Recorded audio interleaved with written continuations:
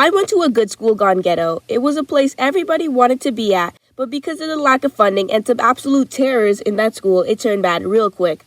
I want to talk about one of these terrors right now. Let's call him Fast, an off-brand version of Speed.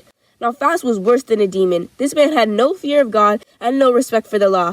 And when I say man, I mean man. He got held back like 30 times and loomed over all the teachers. He was like 6 foot and 200 pounds of pure muscle. I don't know how they let him into this school. I had PE with him, and that's when he was a real menace.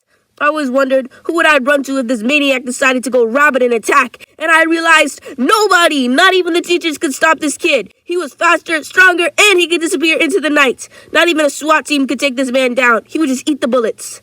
But Dragon, you're over-exaggerating. You haven't even told us a story about him. First of all, in no way, shape, or form am I exaggerating about the pure deviousness of this radioactive half-horse, half-man that could levitate. And settle down, because I'm going to tell you a story that makes my timbers shiver just thinking about it. So it was 8th grade, and I was hopeful. My life seemed bright, but little did I know what horrors awaited me in my 5th period.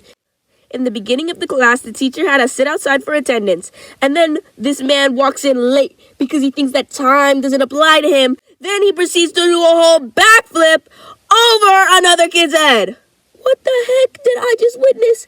That poor girl didn't even know him. She looked at him with her mouth open and he just flipped her off. That's not even the worst thing this man would do. Later, we were playing baseball, and for some twisted reason, he was pitcher, and it was my turn to hit. I watched him be perfectly normal for all the other kids, but I guess he smelt my fear, because he started harassing me, and only me.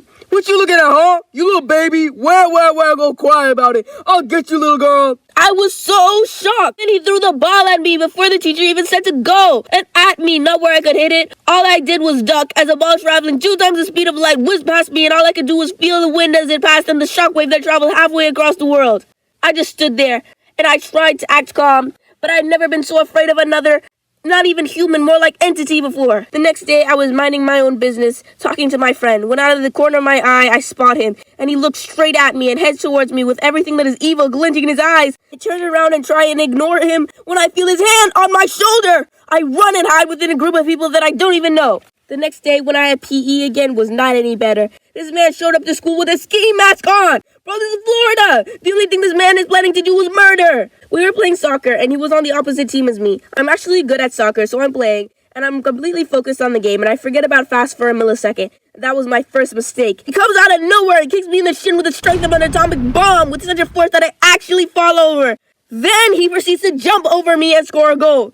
I couldn't let that slide. Something inside me broke. I wouldn't let this grown man defeat me on my turf, in my sport. As I get up, all the other kids are saying, "Why would you hurt that little girl?" And I run up to him, and I actually succeed in taking the ball from him. I'm running, I feel so happy. I feel like I'm on top of the world. Until I look back and see that steam is coming out of his ears. And I realize that today will probably be my last day to live. He teleports over to me and tries to score a goal, and I block it with my other shin, and now both of my shins have been powderized into a fine dust. It felt like a battle for the fate of the universe. It felt bigger than this field. It felt bigger than a simple game of soccer. It felt like me overcoming my fears. I screamed and powered up all of my remaining energy into a final kick to block him with my shattered bones, and only to miss and connect with the brick wall that is his calf and slip in the mud into a split between his legs.